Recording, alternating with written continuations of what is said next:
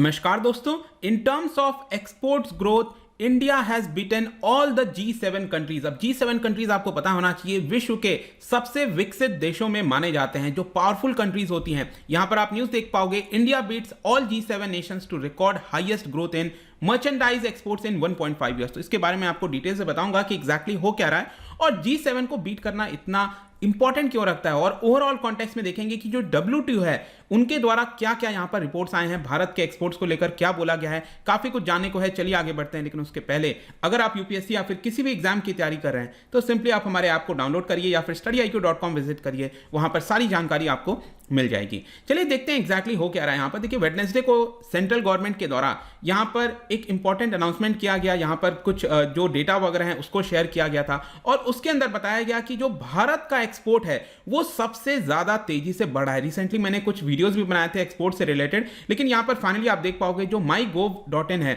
उनके द्वारा यह बताया गया है कि अभी तक का सबसे हाईएस्ट मर्चेंडाइज एक्सपोर्ट, जो हम बाहर भेजते हैं सामानों को, उसकी संख्या काफी ज्यादा बड़ी है। यहां पर जो वर्ल्ड ट्रेड ऑर्गेनाइजेशन का डेटा है उसमें यह बताया गया है कि 2020 में आप देखिए यहां पर जनवरी से जुलाई का जो क्वार्टर था, मतलब जनवरी, फरवरी, मार्च, अप्रैल, मई, जून, जुलाई, ये जो पूरा महीना था जनवरी से जुलाई का, इसको अगर हम कंपेयर करें 2021 के जनवरी से जुलाई महीने के बीच में, तो यहां पर 47% की आपको ग्रोथ देखने को मिलेगी। 47%। फिर सेकंड नंबर पर यहां पर आता है कनाडा का नंबर, उसके सेकंड नंबर पर इटली का नंबर आता है 33%, उसके बाद कनाडा देखने को मिलेगा। ये आप देख सकते हो, ये टोटल जो G7 देश हैं वो आपको देखने को मिल रहे होंगे।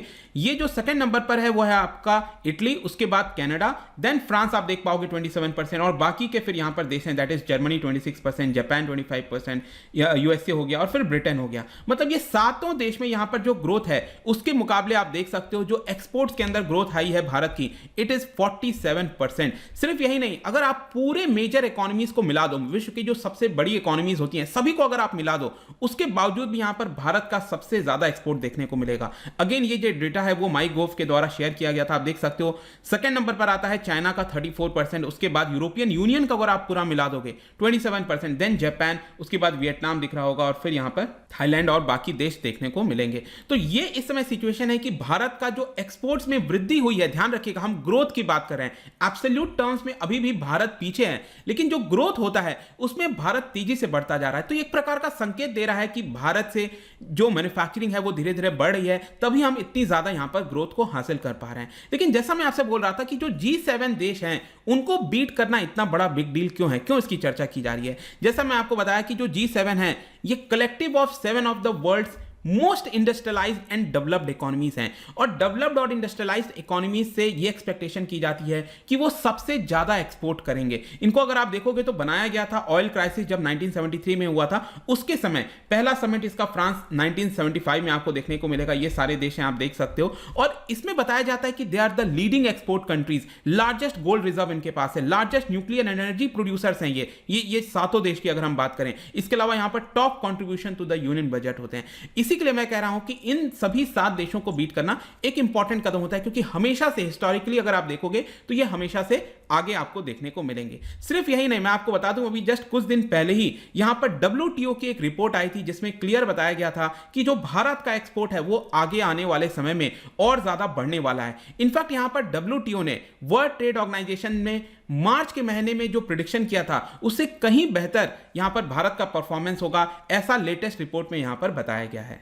और स्पेशली बताया जा रहा है कि जो भारत एक्सपोर्ट करता है अपने टॉप ट्रेडिंग पार्टनर्स के साथ, जैसे यूएस हो गया, यूरोपियन यूनियन, वेस्ट एशिया के जो देश हैं, इन सभी को हम काफी ज्यादा एक्सपोर्ट करते हैं, तो वो एक्सपोर्ट इन सभी देशों में काफी हद तक बढ़ते हुए आपको देखने को मिलेगा। और यहां पर जैसे मैंने बताया कि जो पहला 6 महीना रहा है इस करंट फिस्कल ईयर का, मतलब कि जो फाइनेंशियल ईयर चल रहा है ना आपका 2021-22 का, अप्रैल, मई, जून, जुलाई, अगस्त, सितंबर, ये जो 6 महीना था, इसमें काफी अच्छी हमें एक्सपोर्ट देखने को मिली है। बिकॉज आपको याद होगा कि पिछले साल और इस साल भी काफी हद तक ये जो कोविड-19 का डिस्रप्शन है वो ग्लोबल ट्रेड पर देखने को मिला था। यहां पर आप फर्दर देख सकते हो कि जो भारत है उसका एक क्वार्टर के अंदर पहली बार ऐसा हुआ है, एक क्वार्टर मतलब 3 महीने की हम बात कर रहे हैं यहां पर, और जुलाई, अगस्त, सितंबर अगर आप देखोगे इन 3 महीनों में पहली बार भारत का एक्सपोर्ट $100 बिलियन को क्रॉस हुआ था। ये आप फर्दर इस चार्ट में देख सकते हैं, काफी अच्छे से दिखाया गया है। इस पर आप ध्यान दीजिए, यहां पर नीचे जो आप देख रहे हो ना, गुड्स ट्रेड इन अप्रैल सितंबर, मतलब ये 6 महीने का अगर आप देखोगे अप्रैल सितंबर 2021 में